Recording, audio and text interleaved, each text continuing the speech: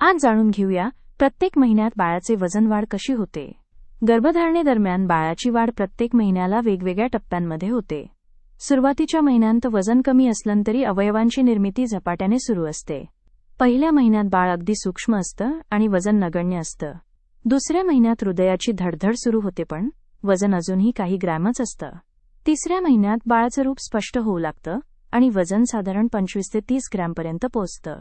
चौथ्या आणि पाचव्या महिन्यात बाळाची लांबी आणि हालचाल वाढते. या काळात वजन हळूहळू वाढून साधारण 300 ते 400 ग्रॅमपर्यंत जातं. सहाव्या महिन्यात बाळाचं वजन सुमारे 600 ते 700 ग्रॅम होतं आणि अवयव अधिक मजबूत होतात.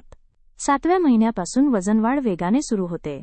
या टप्प्यात बाळाचं वजन साधारण 1 ते 1.5 किलो होतं. आठव्या महिन्यात चरबी साठू लागते आणि वजन सुमारे 2 ते 2.5 किलोपर्यंत वाढतं.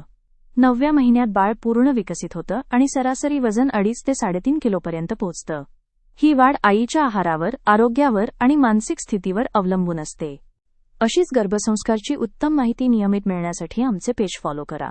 सुख आयुर्वेद गर्भसंस्कार केंद्र, सोलापूर.